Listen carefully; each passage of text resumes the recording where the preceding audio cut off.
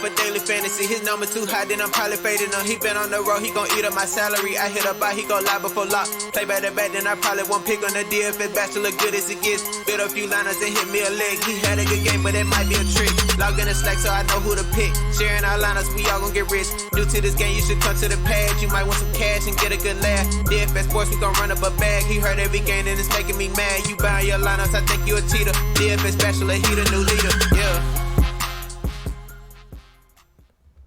What is up, everyone? Welcome back to the Bachelor Pad. I, of course, am your host of Dfs Bachelor, and even though it's maybe a day late, we still are going to have our first look video out. And I actually don't mind Wednesdays for a first look video anyways, kind of let you see some practice reports and stuff before you get too, balls deep and so into the slate. But of course, when we do our first looks, we like to double our knowledge, so we bring in our boy Doug at Jackpot25. Also has his own YouTube channel at Jackpot DFS, so make sure you check that out. He's putting out great content over there. How you doing this afternoon, brother? Doing good, man. Bracing myself for this. I guess we're going to have 40-mile-an-hour wind gusts tomorrow. In the Carolina game. That'll make things interesting for the Carolina game for sure. Wow, yeah. There's a lot of games this weekend with heavy winds. I counted like 6 games where they're projecting 15 miles an hour or more winds. So it's gonna be a tough weekend. You're gonna want to keep an eye on the weather this weekend when making your lineups. I mean, there's only really a couple games: LA and Denver, and the 49ers in Seattle, maybe the Miami Rams game where it looks like decent weather. Everything else, there's a lot of rain, there's a lot of high winds. So it's certainly something we'll keep an eye on throughout the week. You can follow us on Twitter, of course, at Jackpot25, at DFS Bachelor. When we get those sorts of news bites, we will have that up on the Twitter sphere. Before we get too far into it, let's get some of the house cleaning out of the way. First thing, thank you all so much for all your support. Really appreciate it, for your patience. We were unable to get a Monday Night Football DFS video out, but had some things going on with my son's school and had to get him sorted out. So I appreciate the patience there. Also, if you're new to the channel, please hit that subscribe button. Get all of our NFL content. Now that all the other sports are done too, you can really focus on the NFL. Lots of stuff coming out. Of course, I'm over at Sportsbook Review 4 times a week, Monday, Tuesday, Thursday, and Sunday live. There's a link to that channel below. There's a link to Doug's channel below. Also, by liking the video, subscribing to the channel, and leaving a comment in the comment section, you qualify for our weekly $50 PayPal giveaway that is sponsored by our friends over at Tax Relief Advocates, making your tax debt disappear faster than Mike McCarthy's job security in Dallas. So be sure to check them out, 1-800-411-9633. They do a great job. If the IRS or the government are giving you any issues with your money, give them a call. They know what they're doing, a great group of people over there. So check them out. Don't forget to check out my friends over at Overlay DFS. They're doing a contest right now. You can join Doug and myself in our private Slack chat. That is, we've kept it private for a long time, simply by trying out Overlay DFS at overlaydfs.com and screenshotting your 3-pick parlays on Twitter. You qualify for a free membership into our Slack, so that should be a lot of fun. We're going to get a new member soon. That's pretty cool.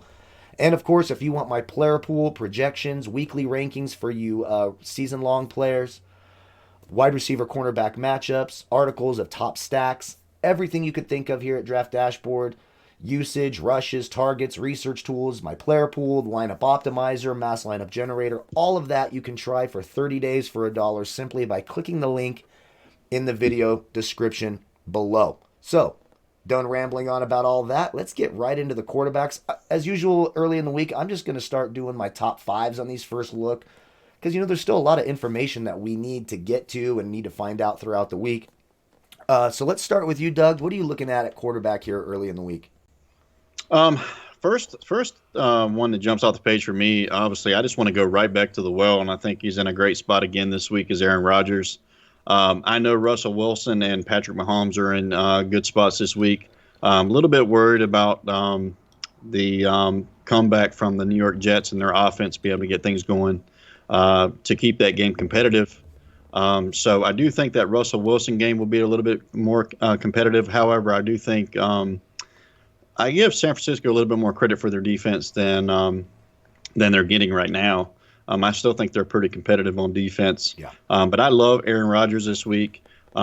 Huge jump up for Herbert this week. He was lights out this past weekend. The guy's just been proven himself, that the draft prospects were talking about last offseason about drafting him, and they were right. This guy's been money.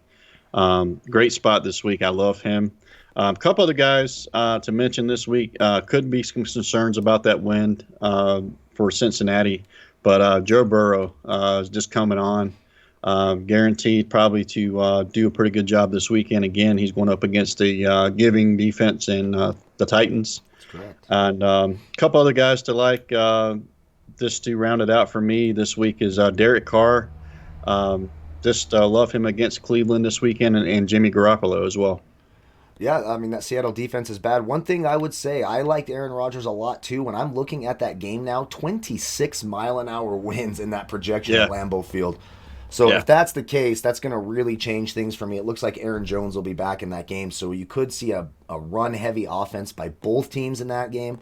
Sure. I actually needed a waiver wire pickup and picked up Kirk Cousins in a 12-team league that I'm in. And I'm like, damn it, I probably can't go there now. His noodle arm with 26-mile-an-hour winds is going to be tough. But I like Russell Wilson simply because we know we're going to have good weather. That should be a competitive football game. A 20 and an 18 last year in his 2 games.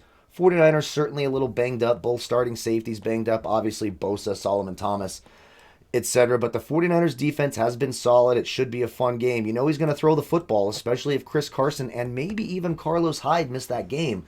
Could see the using the short passing game as a running game to Travis Homer and DJ Dallas in that game. So it is something to keep an eye on. I don't mind Josh Allen against New England. I know the New England defense is 4th against quarterbacks, but I just don't think that's a very good team, and they're kind of slow on the edges. So I do think Josh Allen has a nice rushing floor this week, so I certainly have consideration there. I like Ryan Tannehill and Justin Herbert at that 6'9" and 6'8" price tag. Cincinnati 18th against opposing quarterbacks. Denver 22nd. And who would have thought one of the better weather games this weekend is going to be in Mile High Stadium in early November? That's typically not the case. I mean, we saw the snow there last weekend, so sort of a bipolar weather situation there. You mentioned Joe Burrow, and I like him against Tennessee. The Tennessee Titans have allowed the 5th most fantasy points to opposing wide receivers, including no worse than 2nd in the slot and the perimeter.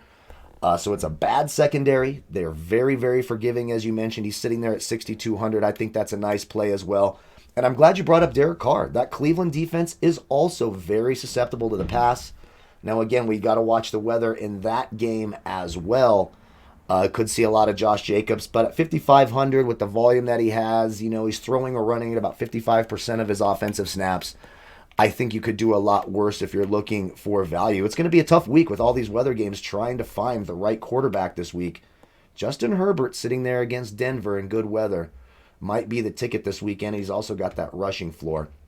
So I could certainly get on board with that. When we jump over to running backs early in the week, what are you looking at running back? I think first thing runs off the page is obviously Derrick Henry for me. Alvin Kamara is really up there price-wise. Going against a tough defense in Chicago. He hasn't been getting there for ceiling games. He's still the highest running back on the slate for Draftkings.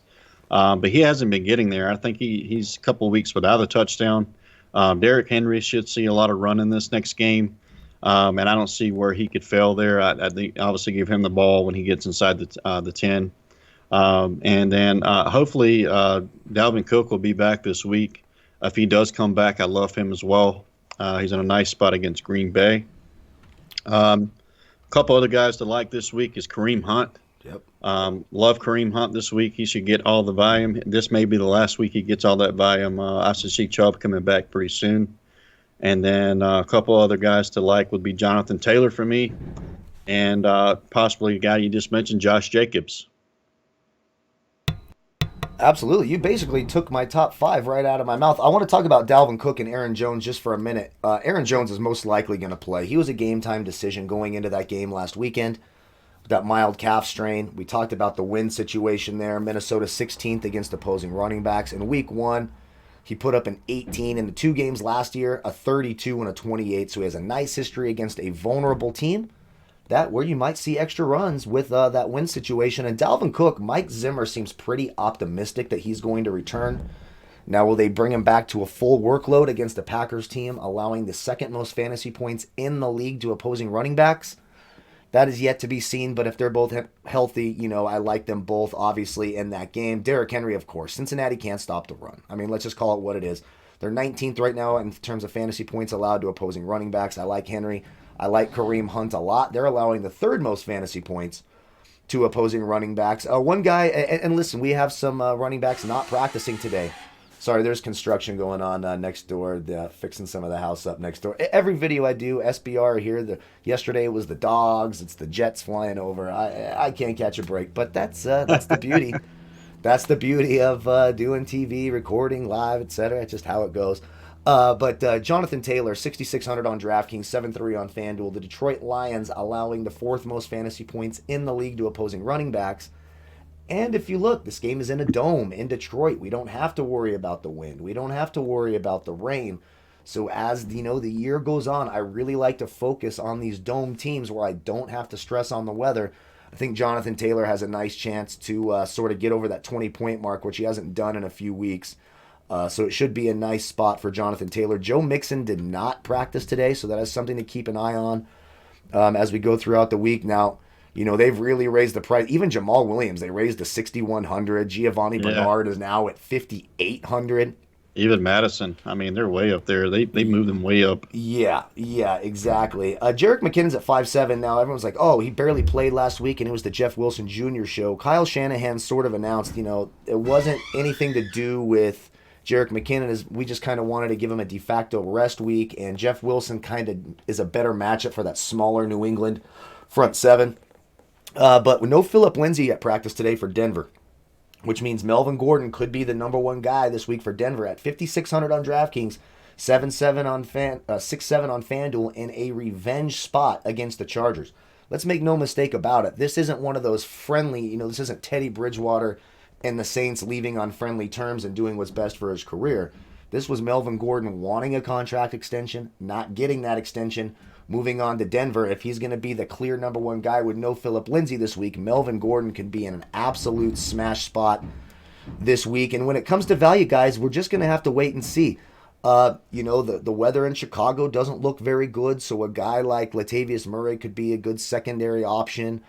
We'll have to wait and see if, Mixon plays Bernard, etc., or Carlos Hyde and Chris Carson. You could see a guy like Travis Homer way down here at 4,000 could be interesting as well. Again, early in the week, we'll kind of wait and see how that all shakes up.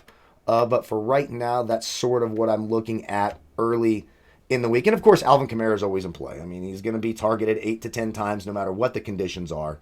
So Alvin Kamara, even though he's the most expensive, with his passing floor, his receiving floor, especially on DraftKings where it's a full point per reception, I do think there's a lot of consideration there. Jumping over to wide receiver, what are you looking at early in the week? Looking at wide receiver this week, I think, I just want to go right back to the well. I think Devontae Adams obviously is going to get around 30% of the target share. He exploded this weekend, probably will explode again this weekend. Chances are, if I had to bet, I'd bet he's probably going to do the same thing he did this weekend. Also like Adam Thielen. I know they've priced up Jefferson quite a bit. He was usually the salary saver you could kind of go to if you wanted to pivot from him, but he's kind of priced up there too now. I still like Adam Thielen a lot. I still like him a little bit better than I do Jefferson at the moment. I need to see some more consistency from them on that side just to pivot away from that, but I still like Thielen. Looks like Stephon Diggs is going to be okay. I still like him to be targeted this weekend. That day, I think that game has some chance of rain in it. Is that right? Yeah, it is. Yeah, it has a chance for. Okay. Sorry, I was muting it while the drills were. Oh, no problem. But I forgot to unmute it. Oh, no problem.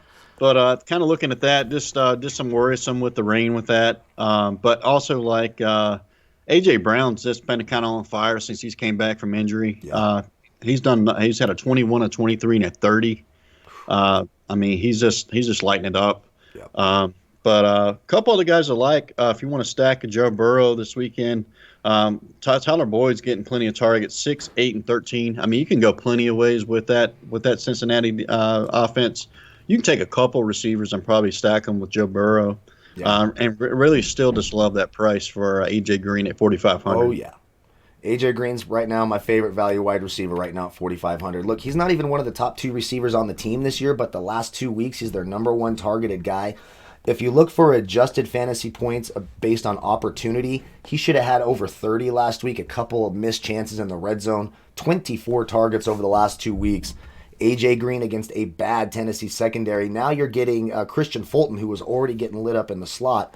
Looks like he's injured, so now they're putting in Mike Jackson, or Chris Jackson rather, who's even worse in the slot. So when AJ Green's in the slot, Boyd, T. Higgins, I think it's a big upgrade to that entire receiving core for the Cincinnati Bengals. I like that quite a bit. Devontae Adams, I love Devontae Adams. Listen, he's had 2 games in his career where he scored over 40 fantasy points. It was last week against Houston, and then week 1 against Minnesota. Now, the wind, we've talked about the wind. 26-mile-an-hour wind is legit. Which way is it blowing? Which direction is it blowing? Does that mean they're going to get half the game with the wind at the back and the other half with the wind in their face? That's something that we really want to watch. But even when it's in their face, Devontae Adams runs a lot of short crossing routes and gets that run after catch. So it's a situation where I still can go to Devontae Adams. I like him quite a bit. I will say this about Adam Thielen. He might see a lot of shadow coverage from Jair Alexander, who's been really, really good this year in shadow coverage. Probably their only good player in the secondary right now. So Jefferson might have a little upside there, but if that wind is 25 miles an hour, I don't trust Kirk Cousins farther than I can fucking throw him. I really don't. And I'm getting old. I don't know how far I could throw him anymore. So it's something to keep an eye on. For Chicago, Allen Robinson went into concussion protocol this weekend. That's something to keep an eye on. Might get some value with Darnell Mooney or Anthony Miller this weekend. I love the Tyler Boyd call in the slot. I just talked about that matchup with Tennessee earlier in the week. I'm looking at that. Jarvis Landry and Peoples-Jones. You got Peoples-Jones right now at minimum salary. With Odell Beckham being out with the torn ACL, he's going to be gone for the year. So you're going to see Landry, Rashard Higgins, and Donovan Peoples-Jones. Landry's at 5,600. Peoples-Jones is at minimum salary. The Raiders are 24th against opposing wide receivers. So I do think there is some upside there. And on the other side of that, Henry Ruggs, a big play guy. Now, if he draws that Denzel Ward shadow coverage, it could be a little tougher, but Cleveland's allowing the 3rd most fantasy points in the league to opposing wide receivers. It could be a nice spot for him this week. And we talked about AJ Green. And for right now, I think that's it. Earlier in the week, of course, when we do our final look on Saturday morning with Donnie, I go over all the wide receiver cornerback matchups. Again, I have my top 10 best and worst matchups here on Draft Dashboard.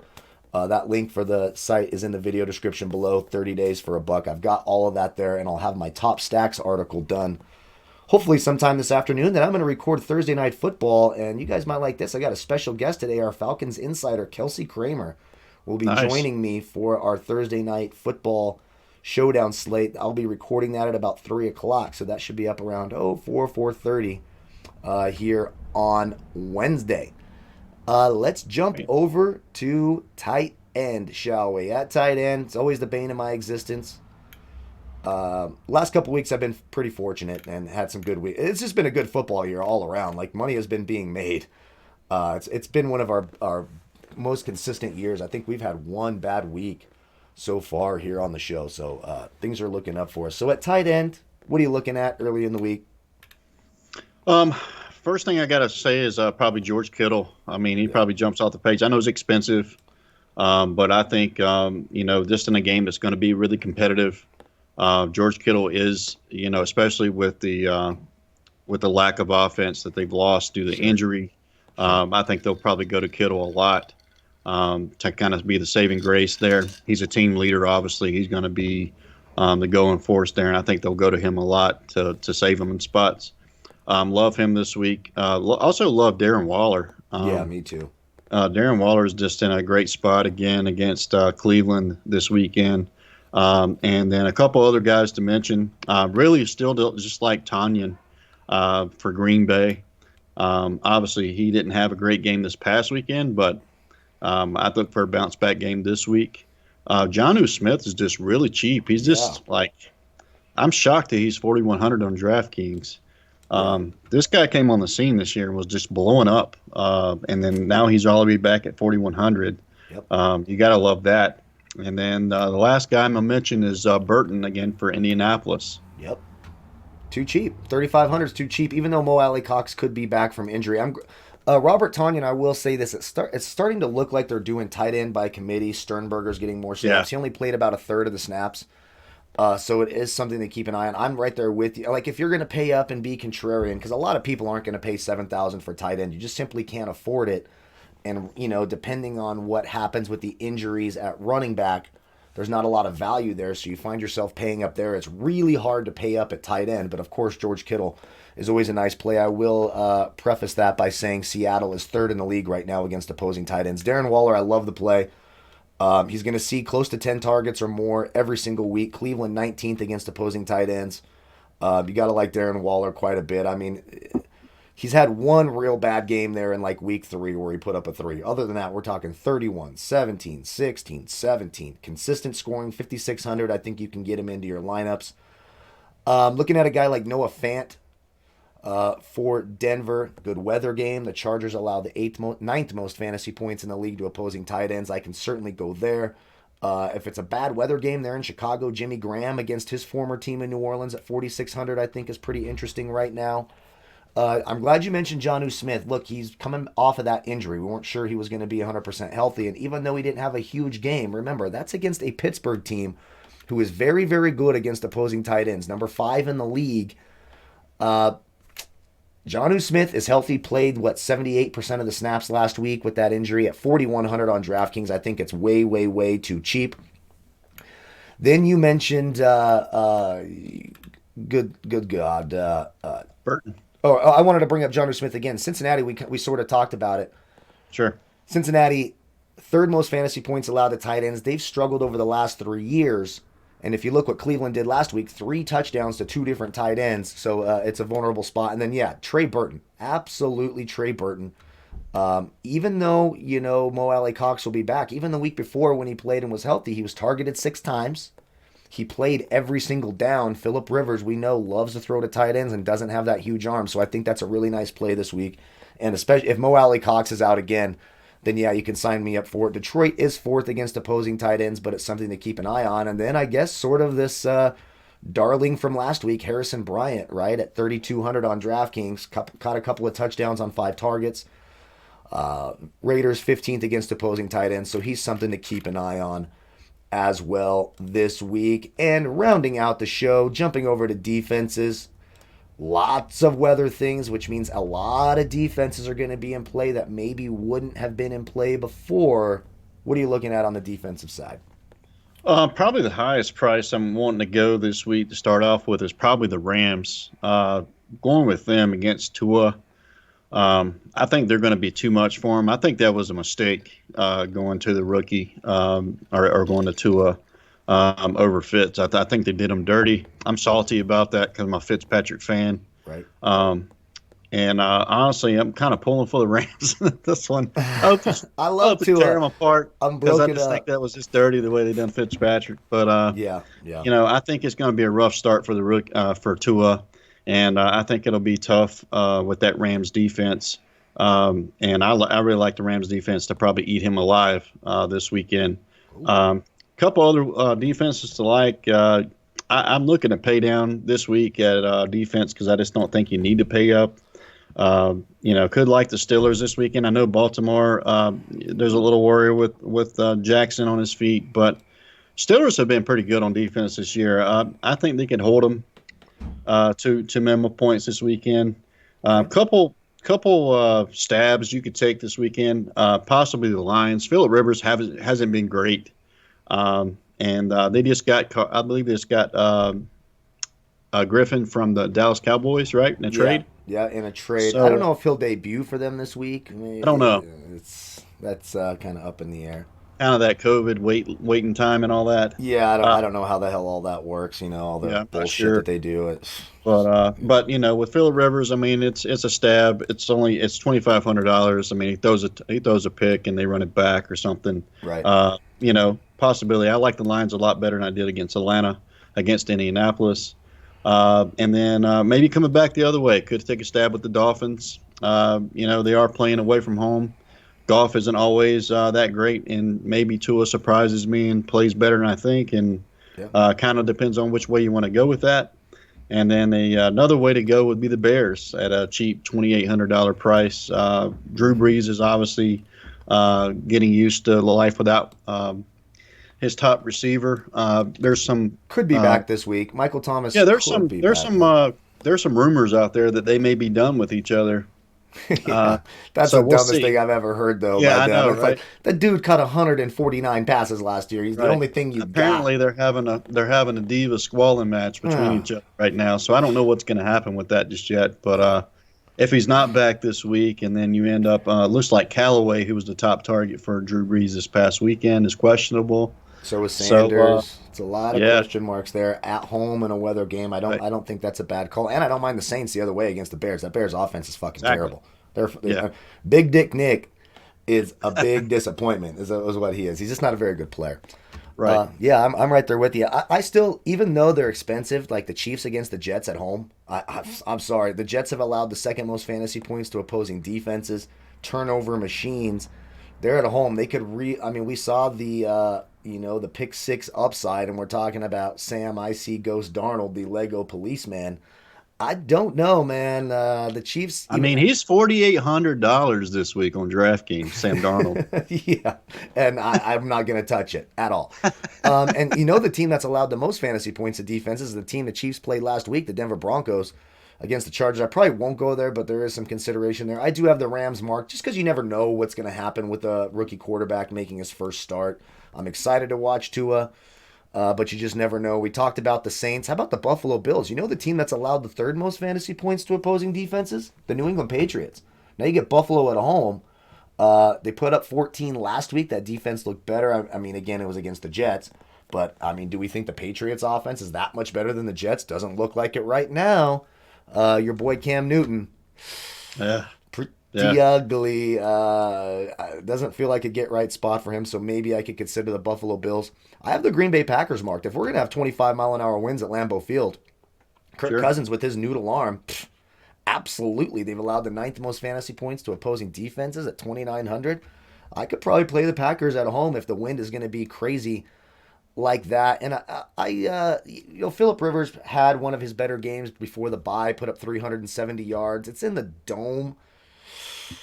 Maybe I could get to the Lions. That's a pretty fucking bad defense. I mean, they're pretty bad. I'm not sure I'm going there, but maybe. And I guess that's about it for me at defense. Anything else you want to say, where we can find you, what you got going on before we get the hell out of here on the show? Sure, same places, guys. You can find me on Twitter at Jackpot25. You can find me on YouTube, Jackpot DFS.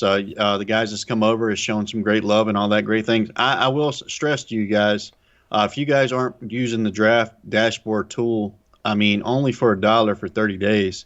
You guys could literally pay $1 for 30 days. If you don't like it, don't subscribe. But it's worth $1, guys. I can't stress that enough.